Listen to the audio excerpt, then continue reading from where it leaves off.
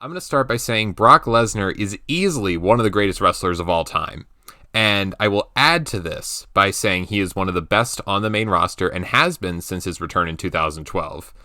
And Okay. I will also say he was the only candidate, other than potentially John Cena, that should have broken the streak. Lesnar, I think, in terms of professional wrestling matches, has delivered in the sense that he brings star power, he brings allure, he brings drama to his matches. Whenever there's a Brock Lesnar match, regardless of who the opponent is, and regardless of how good the match ended up being, 9 times out of 10, you were interested in the match. You know, there's a very small number of matches that Brock Lesnar has had since returning in 2012 that I haven't been interested in to some degree. I think the only Right. one that I wasn't really super big on was that one triple threat he had with Strowman and Kane at the Royal Rumble, and Oh that was yeah, that probably was the trash. only match from Lesnar that I really haven't been super invested in. I guess you can exclude the Saudi shows too, but I'm not really Hmm. including them in anything because they're irrelevant pretty much all the time. Yeah. But Brock Lesnar, with his ability on not being able to show up every week, has kind of helped him because you think that would be a deterrent because people wouldn't like him so much or people wouldn't respond to him as much by not seeing him on TV, and that has kind of worked against him for a lot of fans. But in my opinion, it's helped him a lot because WWE doesn't have a chance to ruin him by having them on the program every single week. You know what I'm saying? So the idea that Lesnar's matches always bring a little bit of interest to you when, how many times have we seen pay-per-view matches that are just completely non-existent? Like, I went back and watched a pay-per-view from 2017. I didn't even remember half the matches that were on that card. You know what I mean? But I Yeah. always remember when Lesnar was wrestling. And granted, it's because he usually wrestles on SummerSlam, Survivor Series, Mania, like the big shows. I Yeah, the get big that. shows. Yeah. But at the same time, it's like, I'm interested, I'm invested, I care about what happens, which is more than I can say about a lot of matches, regardless of how great the in-ring work might be.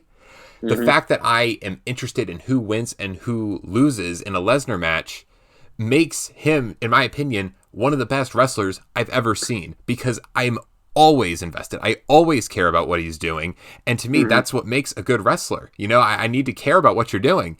And I've always cared about Brock Lesnar. So would I say he's top 10? I'm not sure, but I think he should be in contention for top 10 of all time. I honestly think that because he just excels at what he does.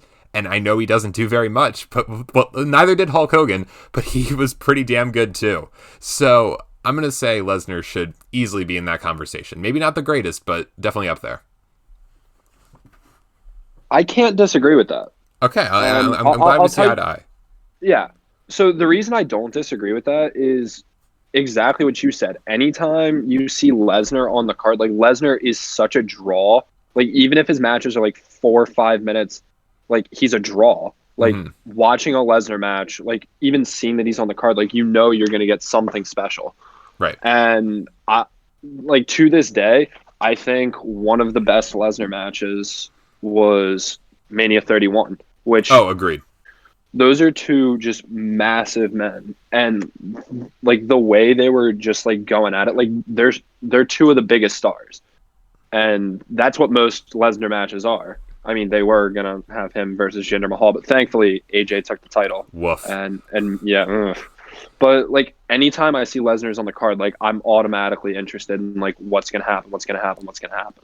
And I'll also add to that So by saying Lesnar has diversified himself from everyone else. And in a company where there's a formula to a lot of matches and everyone, despite how different and diverse their roster may be, everyone kind of wrestles the same way, but not Lesnar. Like there is a strict style that Lesnar adheres to, and it's different from everyone else. So his matches, on top of being interesting, are also unique, which I think adds to his appeal. mhm. And not only that, you couple him with, I would say, top three managers of all time. Oh, definitely, definitely. And I think Heyman and Lesnar, that's one of the best dynamics, I think, between like a Hmm. wrestler and a manager of all time. Like definitely up It's there. so good. Also, like, I'm sorry, the Beast in the Bank when he had like the beatbox Oh yeah, Money no, in the that was Bank. and I thought also that was hilarious. he is I'm not gonna say underrated on the mic. He's so bad he's good on the mic. You know what I Yeah. mean? Like I just there's just this wild, unchained voice that Brock Lesnar has. And it sounds like a Hmm. 12-year-old, but it sounds like a 12-year-old on Xbox Live. You know what I mean? Like Yeah. he has just this raw, unchained, doesn't play by the rules kind of voice to him, and I love it. But yeah, so I just think That's Lesnar awesome. overall is perfect.